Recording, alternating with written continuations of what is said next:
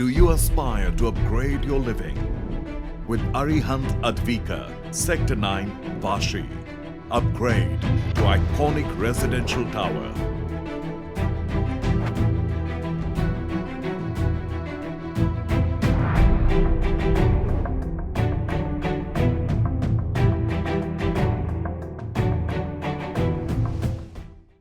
नमस्कार, ख़ास मेहमान में आपका स्वागत है। आज जो हमारे ख़ास मेहमान हैं उनकी रायगढ़ में उन्होंने अपनी एक अलग पहचान बनाई है। अपनी पार्टी की तो लीडरशिप वो शुरुआत से ही कर रहे थे, पर अब एक मोहर लग गई है। और हम बात कर रहे हैं रायगढ़ के नए अभी अपॉइंटेड कांग्रेस के प्रेसिडेंट श्री महेंद्र घरत साहब का। घरत साहब, बहुत बहुत स्वागत आपका ख़ास मेहमान में।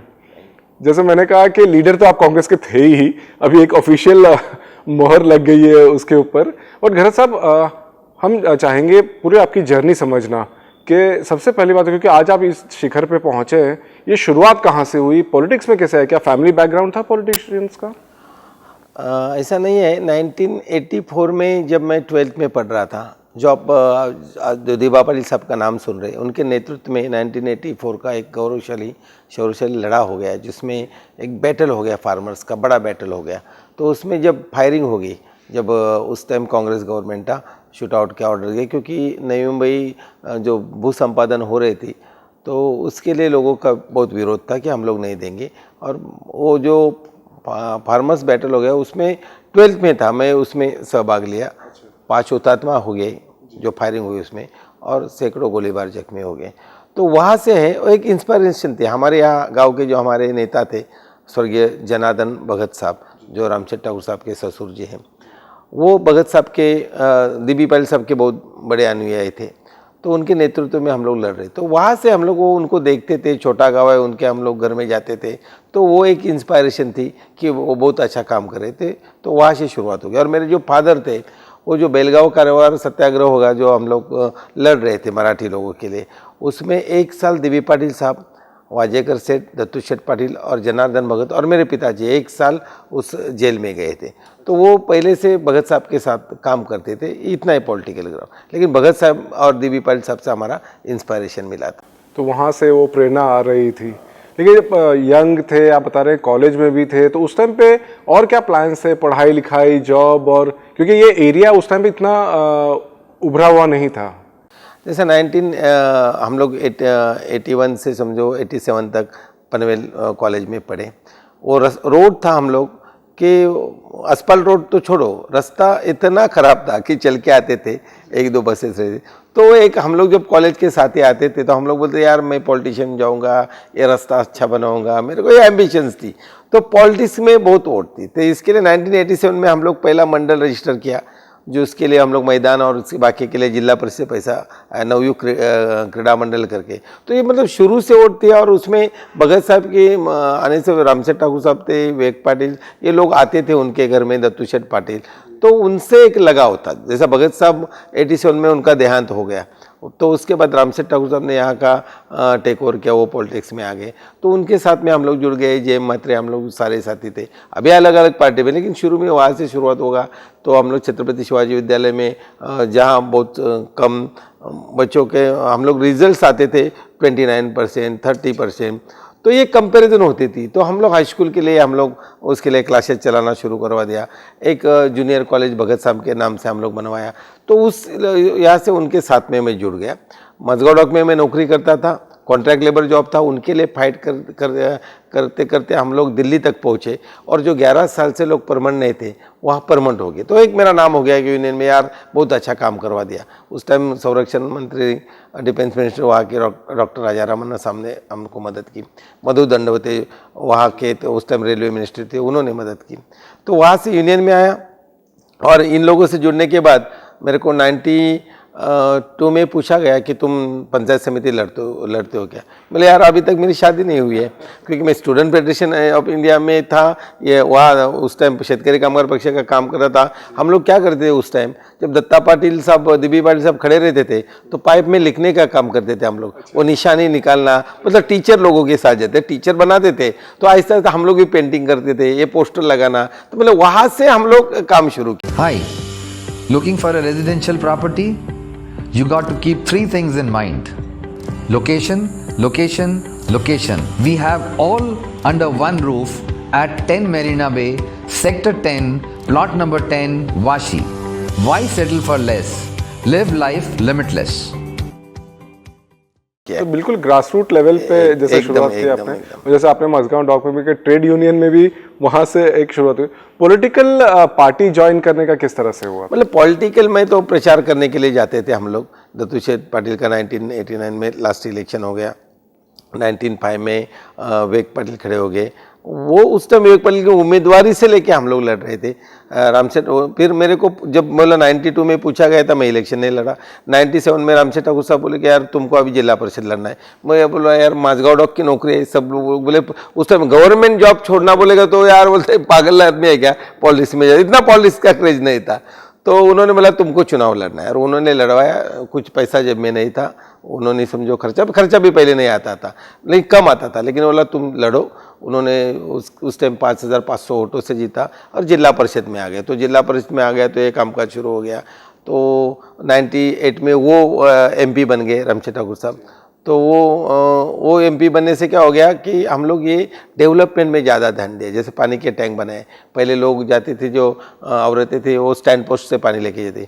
मैं तो जिला परिषद जो पायलट योजना है तो 57 वाटर टैंक बनाए, क्योंकि महिलाओं को पानी के लिए घर से बाहर नहीं निकलना, उनके घर घर में पानी देने का काम यहाँ नहीं करे। पलसपा, पड़गा, पकड़ो कि ये करंजाड़ से लेके नांदगांव से लेके गवान तक सब जगह हम लोग किया। अस्पताल रोड के दलित बस्ती के फंड्स आते थे, दलित बस्ती में रास्ते बनाना, गटर्स बनाना। वडगर में था, पानी नहीं मिल रहा था, वहाँ तो सारे समाज के आगरी रहते, मुस्लिम रहते, सारी कम्युनिटी वडगर में रहते, लेकिन बहुत परेशान थे। उनका जो एक सामने डंपिंग यार्ड था, नहीं मिल रहा था। उन्होंने राष्ट्रपति तक को लेटर लिखा था कि हमारे गाँव में स्कूल नहीं है। वो मुस्लिम समाज थे, बोले यार हम लोग तो मस्जिद में भरवाते हैं। तो ये काम करने में जाए कि स्कूल्स बने, वडगर में जाए पूछो, उनको पूरा कंक्रीटकरण करके दिया, पूरा पानी के लाइन दिए। उनका जो डंपिंग यार्ड था उसमें लड़े, सड़कों का डंपिंग ग्राउंड निकालने की कोशिश। तो ये लड़ने का मजा था। बहुत अच्छा जिला परिषद में काम करते करते आ गए। फिर आपको मालूम है कांग्रेस में आ गए 2004 में, एकाएक उन्होंने डिसीजन लिया। ये बहुत बड़ा एक एक्चुअली चेंज था यहाँ की पॉलिटिक्स में कि शेखा पक्ष का वर्चस्व था। सभी आप लोग सब लीडर्स साथ में थे, चाहे रामसेठ ठाकुर हो, विवेक पाटिल हो, आप हो, बाकी सब एक साथ थे। और अचानक रामसेठ ठाकुर ने जो डिसीजन लिया कांग्रेस में जाने का, वो डिसीजन बहुत पॉलिटिकली इस एरिया के लिए बहुत बड़ा चेंज लाया। मैं दोनों के बहुत करीब था। रामसेठ ठाकुर साहब MP थे और विवेक पाटिल MLA थे, दोनों से बहुत क्लोज था। ये जब उन्होंने डिसीजन बनाया और अखबार में मुलाकात आ गई, तो दत्तू शेठ पाटिल एक्स MLA और विवेक पाटिल हम लोग तीनों बैठे थे। बोला ये रामसेठ ठाकुर ने मुलाकात दी, इसको मालूम होगा। बोला मेरे को मालूम नहीं, रात को तो हम लोग 9 बजे मिले थे, तो उन्होंने ये मुलाकात दी है वादलवारा में, मेरे को मालूम नहीं था। तो बोला तुम फ़ोन लगाओ, मैंने फ़ोन लगाया। बोला आपने मुलाकात दी कि शेखा पक्ष में अभी कुछ दम नहीं रहा, तो ये पार्टी छोड़ने का ऐसा कुछ, तो बोला आपसे मिलना है। तो दत्तू शेठ पाटिल साहब और विवेक पाटिल साहब बोले यार तुम टाइम ले लो। हम टाइम लिए। बोला मैं 11:30 बजे बंगले पे आता हूँ। उनके बंगले पे मुलाकात हो गई। तो बोला मेरे को लगता है कि हम लोग को पार्टी छोड़ना चाहिए। मतलब उनका डिबेट पहले भी हो चुका था, तो उन्होंने मन बनाया था कि पार्टी छोड़ना है। अभी मुलाकात होने के बाद मैं JNPT मीटिंग के लिए गया।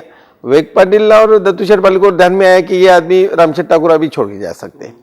तो वो गए नावड़ा में, उन्होंने से उस टाइम बालराम पाटिल, अरुण शेठ भगत, ये सारे साथ में थे। वो जाके एक मीटिंग लिया कि देखो अब ये पार्टी टूटने के कगार पे है। मेरे को ये इतना ध्यान में नहीं आया था। इवनिंग में जब आया मैं उनको मिला तो बोले नहीं यार मैं सोचता हूँ कि पार्टी हम लोग बदल ले, और मेरे को लगता है तू मेरे साथ रहेगा। अच्छा। मैं और किसी से बात नहीं करूँगा। मतलब इतना विश्वास उनका मेरे पास था। फिर विवेक पाटिल और हमारा बात हुआ। मैं बोला यार, बोला एक फिर और मीटिंग लाते। मैं बोला तुम 4 दिन का ब्रेक ले लो, आप लोग ज़रा घूम के और मंडे को मीटिंग करते ताकि कुछ परिवर्तन हो। वो कोशिश भी की। फिर मंडे को मीटिंग और रामसेठ ठाकुर साहब बोले ना यार मैं फर्म हूँ, छोड़ने का है। तो वहाँ से फिर हम लोग एकाएक ये दरार बन गई। बहुत हम लोग कैसे सब साथ में काम करते थे। करनाला स्पोर्ट्स क्लब था, JBSP संस्था थी, करनाला बैंक था, ये सारे जो हमारी संस्था थी तो सारे डायरेक्टर्स थे। तो अभी ये कैसा हो जाएगा, ये भी था, और ये बंटवारा होगा हिंदुस्तान पाकिस्तान, ऐसा मालूम नहीं था। और उसके बाद तो आपको मालूम है कितना तमाशा हो गया। और उनका सेनापति मैं था, हम लोग जैसा ये जो डिसीजन था आपके लिए बहुत डिफिकल्ट डिसीजन था। बहुत डिफिकल्ट डिसीजन ऐसा था। किस बेसिस पे आपने डिसाइड किया कि नहीं मैं उनके साथ ही जाऊंगा, रामसेठ साहब? जैसा है कि शुरू से रामसेठ ठाकुर साहब के साथ मैं बचपन से हूँ। जैसा प्रशांत समझो आप नर्सरी में था तभी से हम लोग साथ में है, क्योंकि उनके जो प्रशांत की माता जी है वो हमारी सिस्टर ही समझो कि भगत साहब की लड़की। तो शुरू से जब वो वासी में रहते थे तभी से था। और उनका एक है कि रामचंद्र ठाकुर को पहले से मेरे ऊपर ज़रा बहुत ये था। और जब ये आगे धर्म की बात आ गई कि साथ किसका दो, पार्टी का दो या रामचंद्र ठाकुर साहब, तो यहाँ पूरा गांव खिलाफ था कि अरुण भगत और हम तो साथी है। वो बोले यार हम तो नहीं जाएंगे, पूरा ये एरिया जहाँ से जिला परिषद लड़ता हो पूरा एरिया खिलाफ, जिला परिषद मेंबर था उस टाइम में, पूरा एरिया खिलाफ है। और मैं बोला, मेरा ज़मीर बोल दिया कि यार इनके सब पिताजी थे, पिताजी शेका पक्ष के एक्टर जिंदगी भर, जिन्होंने पंढरपुर से लेके परभनी सारे अधिवेशन DB पाटिल साहब का साथ दिया, दत्तू शेठ पाटिल का साथ दिया, स्वर्गीय जनार्दन भगत साहब के साथ काम किया। और बहुत मारामारी सब प्रचार में वो बैलगाड़ी में घूमते थे, चलते थे, इतना था। तो कोई साथ में नहीं था, फादर इन लॉ भी साथ में था नहीं था, मेरा सारे खिलाफ थे। लेकिन मेरा ज़मीर साथ दिया कि इस आदमी का साथ दे, ये पॉलिटिक्स में तुमको नौकरी छोड़ के कौन लाया, ये लाया। मतलब रामसेठ ठाकुर ने उन्होंने मेरे को आइडेंटिटी दिया। तो मैंने अपना ज़मीर का, मैं शुभांगी से खाली बात किया, ये देखो ये ऐसा होता है और पूरा गड़बड़ा जाएगा, क्योंकि जो अपने साथ में थे वो अभी धर्म युद्ध होने वाला है, वो सामने सब अपोजिट में गिरा। तो वो एक मेरा बहुत डिफिकल्ट टाइम था कि कैसा, लेकिन वो ज़मीर का लेके इनके साथ जाना है।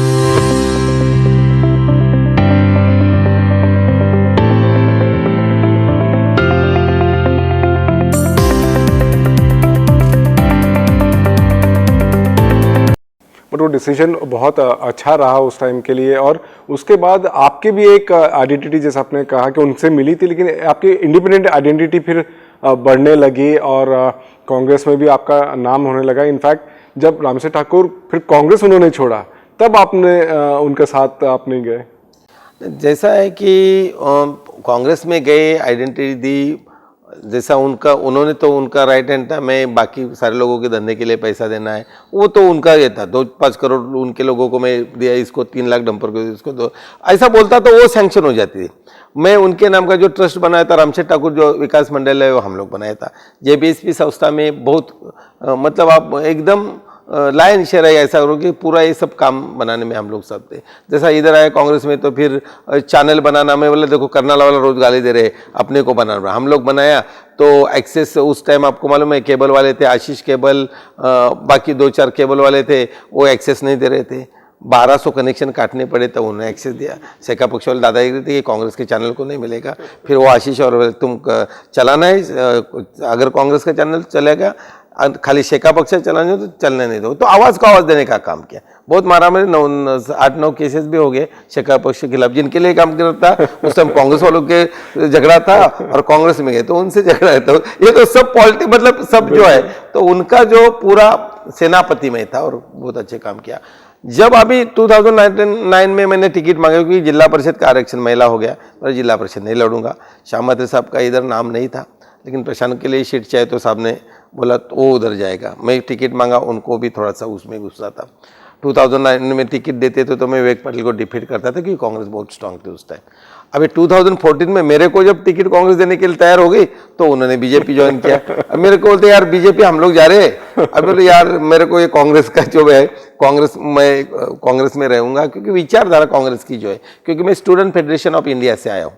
मैं कॉलेज में जूनियर कॉलेज से लेकर हम लोग जब सीनियर कॉलेज तक लड़े, हमारे एडवोकेट प्रमोद ठाकुर जी थे, वो SFI के student of federation of India का लीडरशिप, उनके नेतृत्व में हम लड़े। तो हमको धर्म जात भेद हम लोग नहीं मानते, और मैं पूरा ज़िंदगी में नहीं माना।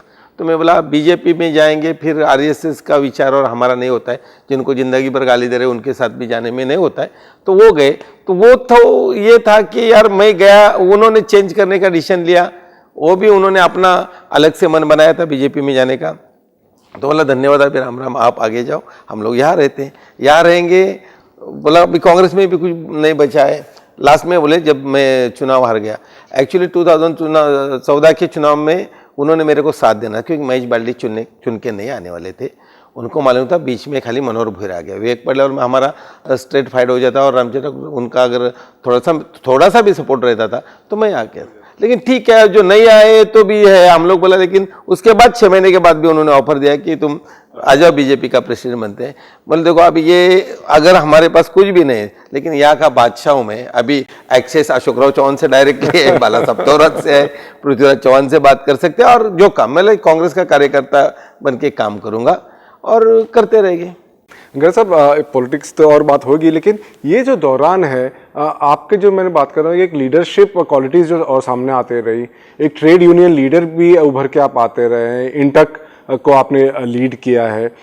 ये और हमने अक्सर हम खुद कवर करते रहते हैं कि ये कंपनी में डिसीजन हो गया, यहाँ पे सैलरीज बढ़ गई, सालों साल के जो इश्यूज सॉल्व करते आए हैं, ये टैक्ट फिर किस तरह से डेवलप हुआ? जैसा कि शेतकरी कामगार पक्ष में हम लोग यूनियन चलाते थे, विवेक पटेल प्रेसिडेंट और मैं जनरल सेक्रेटरी था। यहाँ आने से क्या होगा, अपना यूनियन बन गया, मैं इंटक से जुड़ गया। इंटक से जुड़ने से क्या होता है, 3.5 करोड़ की संगठन है, जो पूरा वर्ल्ड की सबसे बड़ी संगठन है। इंटक में आ गया, फिर ITF का एप्लीकेशन मिल गया। तो इनमें क्या हो गया कि जो प्रॉस्पेक्ट था वो बहुत बड़े पैमाने पे मिला। मतलब कांग्रेस की एक देन है कि मैं यहाँ से ILC गया, जो इंटरनेशनल लेबर ऑर्गेनाइजेशन को जाना, जो पूरे वर्ल्ड की सबसे टॉप संगठन है। तो वहाँ हम लोग जब एक ऐसा ही बताऊंगा कि हम लोग घूमने जाते थे सारे, उस टाइम MPs MLAs मिनिस्टर साथ में थे, लेकिन हम लोग जिनेवा जाते थे तो पूरा सारे राष्ट्र की ध्वज उधर खड़े है, लेकिन हम लोग कंपाउंड के बाहर से हम लोग फोटो मारते थे। लेकिन मैं जब ILC गया तो उसमें ILO जाने के बाद जब जाता हूँ मैं यूनाइटेड नेशन, तो अंदर 17 दिन 18 दिन डिबेट हो जाता है। उस टाइम डिबेट में जाना है तो अंदर जाने को मिला, गांधी जी का अंदर बहुत अच्छा स्टैचू है, हम लोग ये कहते। तो ये बहुत अच्छा उसमें आगे जाने का ये मिला, मौका मिला। ITF का मैं वाइस चेयरमैन बन गया, जो इंटरनेशनल ट्रांसपोर्ट फेडरेशन लंदन पे। और लंदन में साल में 5-6 मीटिंग हो जाती, पूरे मोर देन 45-50 कंट्रीज़ में ये कॉन्फ्रेंस के बहाने जाने को ये मिल गया। तो ये जो बहुत ज़्यादा यहाँ डेवलपमेंट जो हो गया, आगे जाने की बात मिली, ये यह कांग्रेस में रह के मिली। बिल्कुल। और एक तरह से जिस तरह से पर्सनालिटी उभर के आई, जैसे आपने कहा कि एक गांव वाले, एक प्रकल्पग्रस्त आज दुनिया भर का सैर कर रहे हैं और इतने बड़ा ऑर्गेनाइजेशन रिप्रेजेंट कर रहे हैं, एंड साथ में ग्राउंड से अभी तक जुड़े हुए हैं। अक्सर नहीं तो हम देखते हैं कि नेता ऊपर गए तो फिर ऊपर ही रहते हैं, लेकिन हम अभी भी देखते हैं आप कंपनीज में जा रहे हैं और रिलेशंस जो है वर्कर्स के, मैनेजमेंट के, पहले होता था कि सिर्फ लड़ाई झगड़े की बात होती थी, अभी आप जिस तरह से देखते हैं कोऑर्डिनेशन करके ये सेटलमेंट्स करा रहे हैं, तो मैनेजमेंट से भी अच्छे रिश्ते हैं, वर्कर्स से भी अच्छे रिश्ते हैं, और इसलिए आपकी लीडरशिप काफ़ी उभरी है। इसके बारे में कुछ बताइए। आज 150+ हमारे पास संगठन है, क्योंकि बंदरगाह सारे है, वेयर हाउसेस है, बेलापुर इंडस्ट्री में, ठाणा में है, महाड में है, तलोजा में है। हमारा मोटो क्या है कि अगर एक कंपनी में 100 वर्कर भी है और 4 भी आ जाते हैं तो उनको लगता है कि मेरे को उसमें जस्टिस नहीं मिला, तो उनके लिए भी यूनियन निकालते। ग्राउंडेड इतना हो कि 87 में भी गेट पे जाके 7 बजे मॉर्निंग शिफ्ट में भाषण देता था, आज भी पोर्ट्स में जाके 7 बजे में भाषण देता हूँ। वो हमने देखा, इसलिए मैंने कहा कि तो मतलब हमारा काम है कि देखो अपना, हम ये हमारा कुछ नहीं है, खाली आता है खाली हाथ जाना है। हम लोग सोचते हैं कि मेरे पास कोई भी ये घर के दरवाजे पे आता है, मेरे तो दरवाजे खुले हैं, न जाता है धर्म है, न पक्ष है, न पंथ है, सारे पार्टीज़ के लोग आ जाते हैं। बीजेपी पे आते हैं, कांग्रेस के आते हैं, एनसीपी के आते हैं, कोई ऐसा नहीं है कि महेंद्र के घर में एक्सेस नहीं। ज़रूरतमंद है जो अपने पास आता है, उसका काम करने के लिए भगवान ने आपको ताकत दी है और उसके लिए काम करो। 24/7 हम लोग कार्य रहता है। आज कोविड में जितना काम किया हम लोग कि डे 1 में पोर्ट उन्होंने इसेंशियल जाहिर किए, कोई बाहर जाने के लिए तैयार नहीं था। हमारे कांग्रेस के नेता बोलता हूँ 4-4 महीने घर से नहीं अध्यक्ष लोग बाहर निकले, उन्होंने एडवाइस दिया यार बाहर जाओगे मर जाओगे। मतलब हम कैप्टन है, हम लोग नहीं बाहर जाएंगे, वर्कर्स काम पे नहीं जाएंगे, तो 50% उनको तनख्वाह की बात होगी, फिर तनख्वाह देंगे नहीं बोले, और उनको तनख्वाह देंगे तो फिर वो अपने घर में आ जाएंगे। तो उस सिस्टम से डे 1 से हम लोग बाहर पड़े। जितना भी ट्राइबल एरिया आपने वीडियोज देखे होंगे, खुद ड्राइव करके उनको अनाज दिया। माइग्रेंट वर्कर फंसे थे, जो हमारा उन्होंने कोरोना सेल दिल्ली का था और महाराष्ट्र का था, दोनों कांग्रेस के सेल से खाली फ़ोन आते थे, एक्स मिनिस्टर के पीएस के आते थे, एमएलएस के आते थे कि राजीव सातव जी जो गए उनका भी फ़ोन है, हिंगोले वाले उरन में फंसे थे यार उनको देना है। तो अनाज के किट हम लोग उरन से लेके मुरुड से लेके खोपोली, खालापुर, पनवेल हर जगह हम लोग पहुँचाने का, और बहुत अच्छा काम हमारे यूथ कांग्रेस के एक्टर, मतलब हमारा टोटल जो यमुना शक्ति सामाजिक संस्था का पूरा फंड था हम लोग 40-50 लाख का, उसके लिए हम लोग इस्तेमाल किया।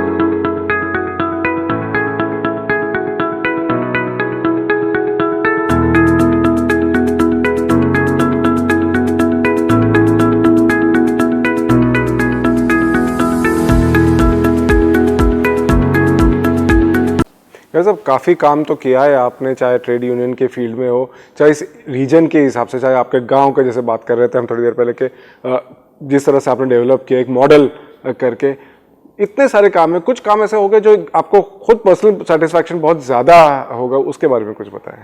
जैसा ये मैं गांव में बच्चों को बोलता था यार, पहले एक जिम भी बनवाया था, जिम में सामान ऐसा ला के दिया, मतलब तुमको यार ऐसी जिम फ्री दूंगा गांव वालों को, ऐसा बोला था बच्चों को। वो तो मैं तो क्रिकेट खेलता हूँ, कभी कभी उनके मैदान में जाता हूँ, खेलता हूँ, 40+ का मैं अभी कैप्टन हूँ, क्योंकि मैं देखो आप देखो ट्रैकिंग करता हूँ, क्रिकेट खेलता हूँ, स्विमिंग का है, बैडमिंटन कोर्ट पे जाता हूँ, ये सारे शौक है। गाड़ी में सब आपको इक्विपमेंट्स मिलेगा। तो मैं जब ये समाज मंदिर बनाना था मेरे को कम्युनिटी हॉल, तो कम्युनिटी हॉल बनाने के लिए जगह के लिए मेरे को 8-10 साल झगड़ना पड़ा, फिर जगह मिला, उसके बाद सैंक्शन ये कम्युनिटी हॉल हो गया, उसके लिए 2-3 साल।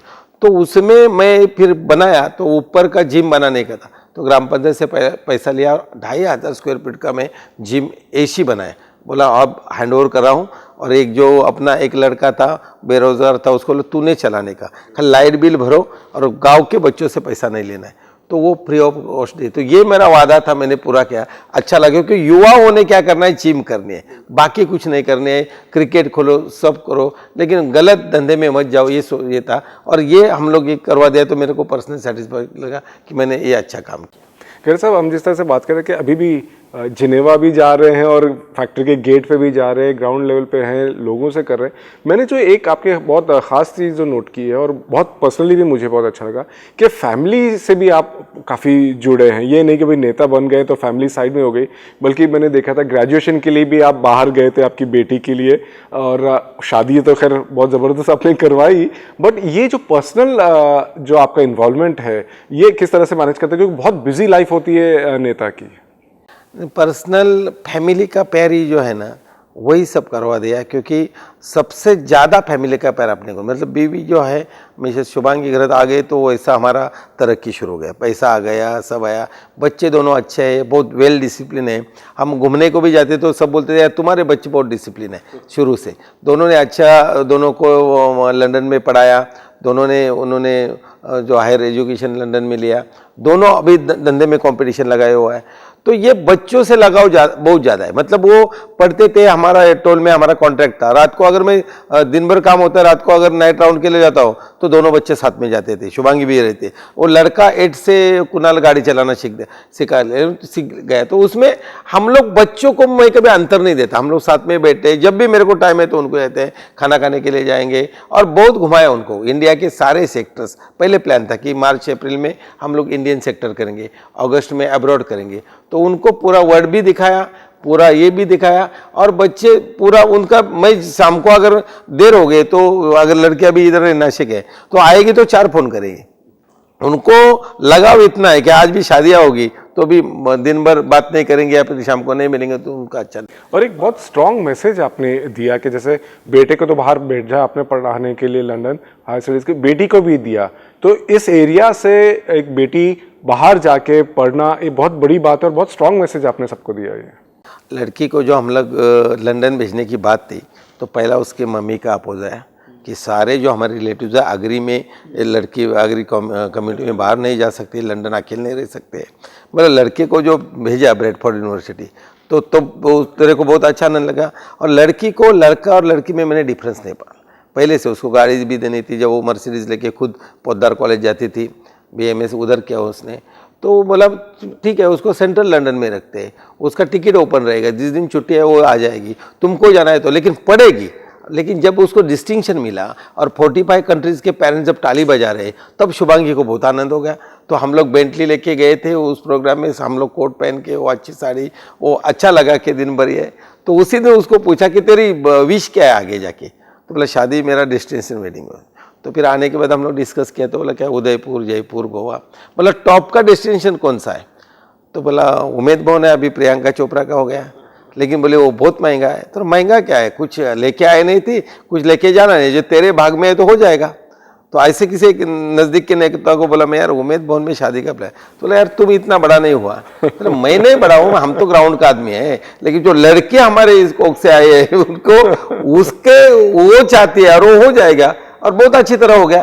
कि आगरी कम्युनिटी वो बोलते हैं तो वहाँ गए तो यार गुजराती हो, पंजाबी हो, नहीं और आगरी है तो मराठी, यार मराठी कम्युनिटी वाले वहाँ तक पहुँच के कर दिया, तो बहुत अप्रिशिएट हो गया। उसके नसीब में था, उनके हो गया। और अभी दोनों बच्चों का कंपटीशन है, उसने फैशन का MBA किया है, अभी वो नासिक में उसने अपना बड़ा स्टोर खोल रहे हैं, ये अपना होटल चेन में जा रहा है। दोनों को कंपटीशन है, जो प्रॉपर्टी आया वो इक्वल डिस्ट्रीब्यूशन होगा। पहला डिसीजन है कि पूरा महाराष्ट्र ने वर्ल्ड पूरा इंडिया में अप्रिशिएट किया सारे, क्योंकि इंटक के सारे नेताओं के फोन आए कि लड़की को, बीवी को और बच्चे को सेम हिस्सा देखे, 25% प्रॉपर्टी अपने लिए, वो पॉलिटिक्स, और वो पॉलिटिक्स मतलब डोनेशन पे जाने वाले, तो सारा डोनेशन में न जाए, तो उनका हिस्सा हम लोग दे चुके हैं। लड़की को 25% खाली डिसीजन नहीं लिया, वो ऑफिशियल हम लोग फॉर्मेट लेके हमारे सब प्रॉपर्टी में उसको दिया। बहुत बहुत अच्छा आपने लीड किया एग्जाम्पल से अपने आप के। अब घरत साहब, जिस तरह से हम बात कर रहे थे शुरुआत में कि कांग्रेस के प्रेसिडेंट रायगढ़ के ऑफिशियली आप बन गए, एक बहुत बड़ी जिम्मेदारी है, क्योंकि फिलहाल जो पॉलिटिकल सिनारियो है यहाँ पे जिस तरह से दिखाया जाता है कि ठाकुर का वर्चस्व दिखाया जा रहा है, बीजेपी में वो चले गए, उनका आ गया है, कांग्रेस कहीं कहीं ऐसा लग रहा है कि पीछे हो गई है काफ़ी। इसके लिए रिवाइवल के लिए आप किस तरह से करेंगे, क्योंकि शेखा पक्ष भी आजकल बहुत डाउन हो गई है, तो एक कांग्रेस है, तो किस तरह से आप इसको सोच रहे हैं कि डेवलप और करना है? Highest structural value, 50+ amenities, prime location, and this all at 10 Marina Bay.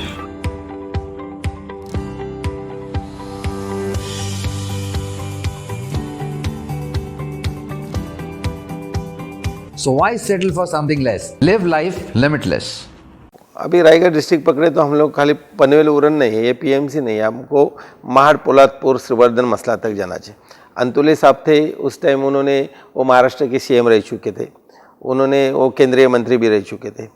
Tatkare साहब थे, वो भी कांग्रेस के थे। मतलब आप पकड़ो कि रामचंद्र ठाकुर साहब भी कांग्रेस में आके, हम लोग जो लोग लेके गए थे उनसे दुगना लोग लेके वो कांग्रेस से। ये रीजन रहा है strong hold. Yes, Ravi Patil थे, वो भी मिनिस्टर कांग्रेस के थे, अध्यक्ष कांग्रेस के थे, वो भी बीजेपी। तो ये सारे लोग कांग्रेस से जा चुके हैं।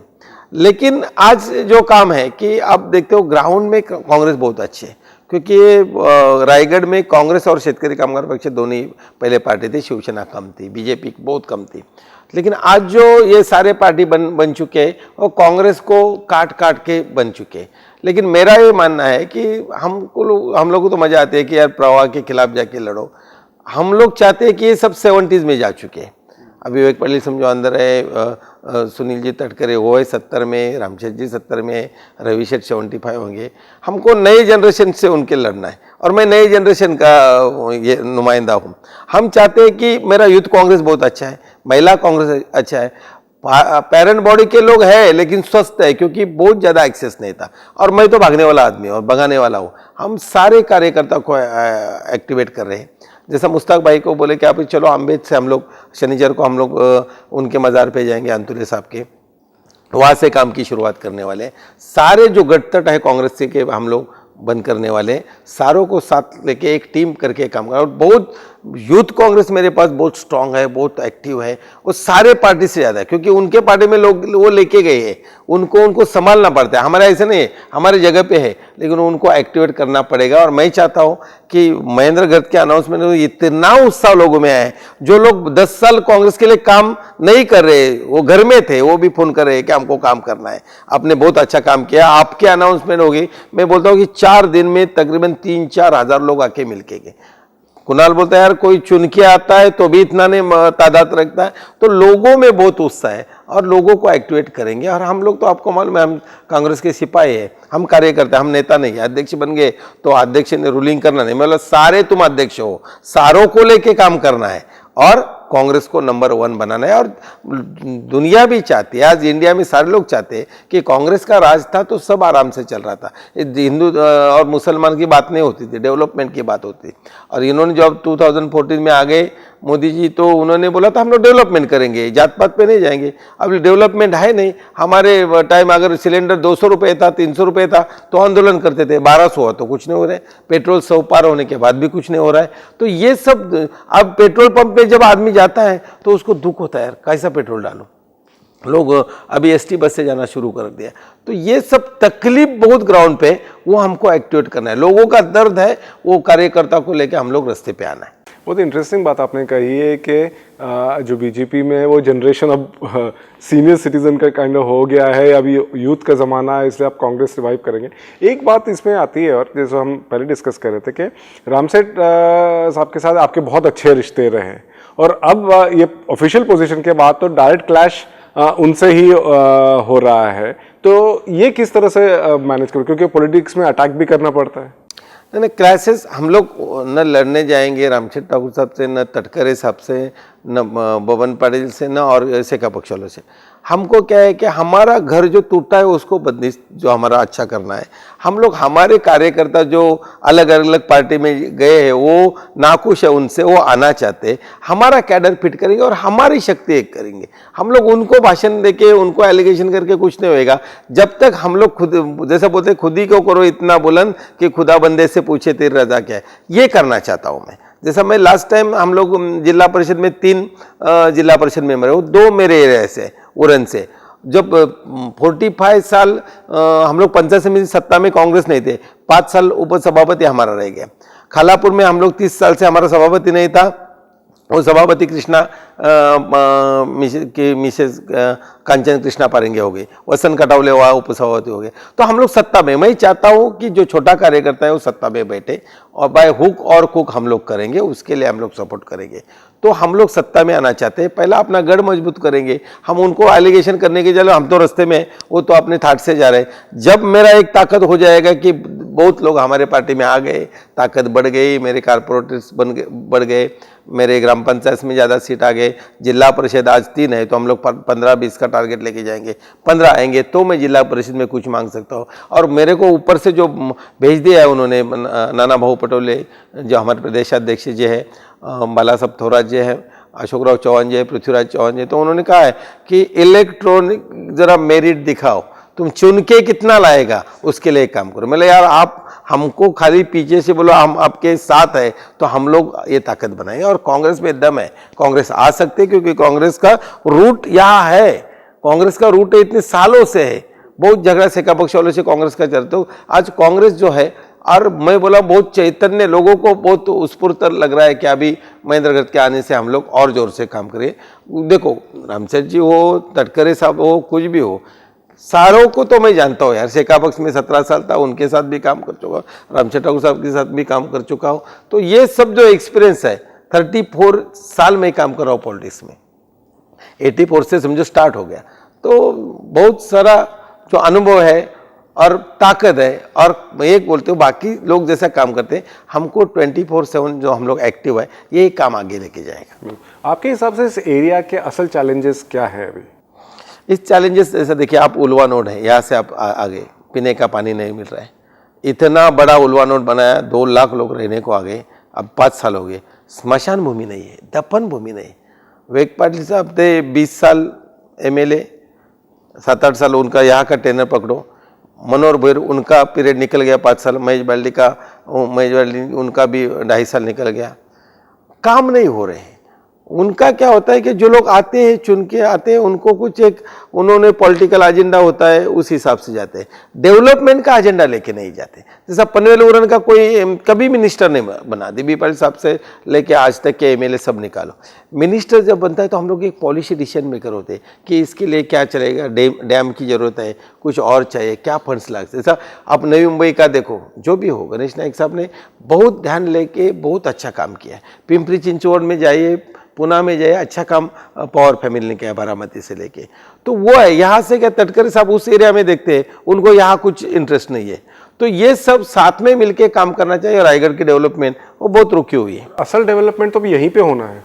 तो इसके लिए तो बोलते अभी प्रशांत भी 15 साल से एमएलए हैं, चेयरमैन बन चुके थे। अभी देखो मास हाउसिंग है, उनके स्पोर्ट्स कॉम्प्लेक्स में सामने आ गए। ये सबका अपोज था कि ये प्राइम एरिया में ना हो, जो खुला रखा था पार्किंग में, वो सब अभी मास हाउसिंग में जा चुके।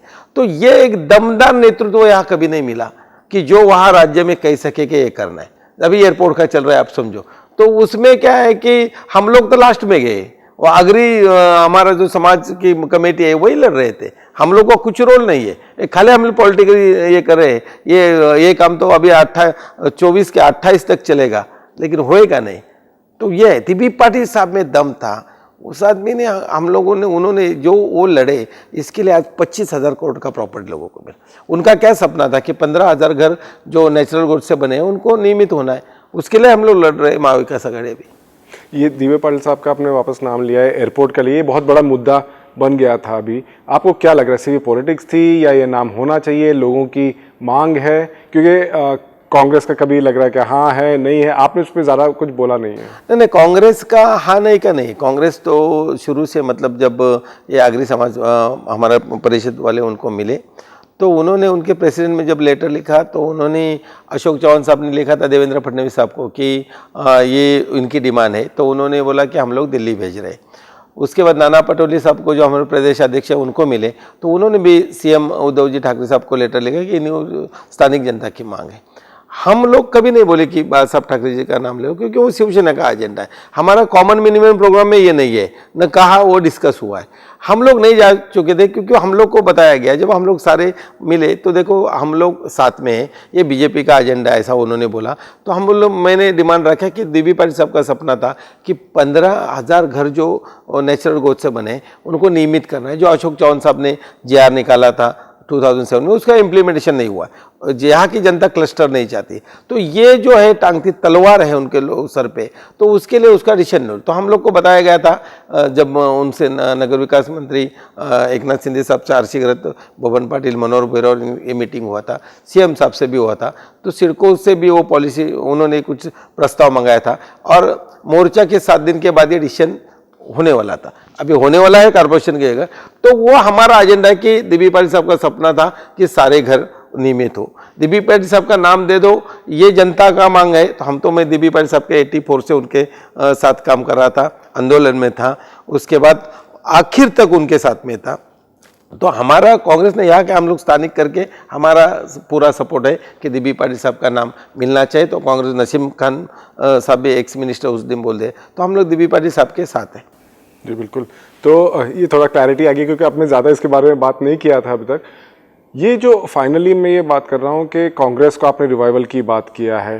कांग्रेस का एक जो प्रॉब्लम दिखाई दिया है ओवर द ईयर्स, क्योंकि अभी आप लीडरशिप पे आ गए हैं, गुटबाजी, इसको कंट्रोल करना कितना मुश्किल होने वाला है या कितना आसान होने वाला है? नहीं, देखो, मैं अभी बात कर रहा हूँ, समझो अभी पेन वाले आ गए, करजत वाले आ गए, सारे जहाँ तक देखो आखिरी तक ये गुट्स में लड़ते हैं। कांग्रेस वाले जिस दिन इकट्ठा हो जाएंगे और ऐसे हो जाएंगे तो सारी पार्टियां सामने की डर जाएगी। ये पहला मेरा काम है। हम लोग करते कि हम लोग बात करेंगे।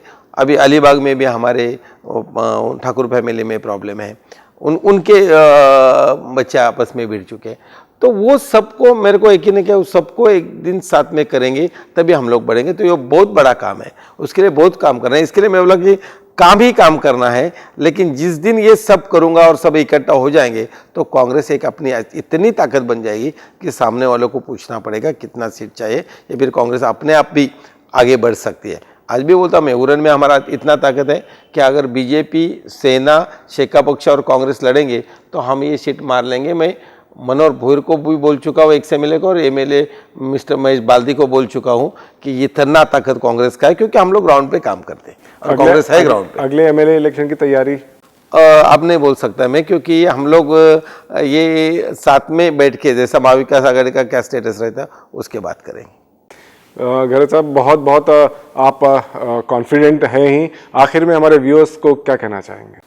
यही करेंगे कि कांग्रेस का हाथ आम आदमी के साथ, कांग्रेस ही चाहेगी, कांग्रेस ही देश चलाएगी, तभी ये देश मजबूत रह सकता है। अदरवाइज ये जो चल रहे हैं, ये अडानी अंबानी का सरकार है, लोगों को लूट रहे, उनकी प्रॉपर्टीज बढ़ रहे हैं। आप देखो सारे एयरपोर्ट, रेलवे सारे उन्होंने ले, तो ये जनता की सरकार नहीं, जनता की सरकार है, वो कांग्रेस की सरकार है। तो कांग्रेस को साथ दो और हमको साथ दो, ये हम लोग उनको रिक्वेस्ट करेंगे जनता को। बहुत बहुत शुक्रिया, आपने इतना कीमती वक्त दिया और आपको बहुत बहुत शुभकामनाएं। ये आपका एक नया जो सफ़र शुरू हुआ है, इसके लिए घरत साहब। खास मेहमान में इस हफ्ते इतना ही। बहुत साफ है कि घरत साहब बहुत ही कॉन्फिडेंट हैं। जैसे हमने कहा कि शुरुआत से लीड तो कर ही रहे थे वो डिफैक्टो तरीके से, लेकिन अब ऑफिशियली लीड कर रहे हैं और ऑलरेडी काम इन्होंने शुरू कर दिया है। बहुत बहुत शुभकामनाएं। इस हफ्ते खास मेहमान में सिर्फ इतना ही। अगले हफ्ते नए मेहमान के साथ। नमस्कार।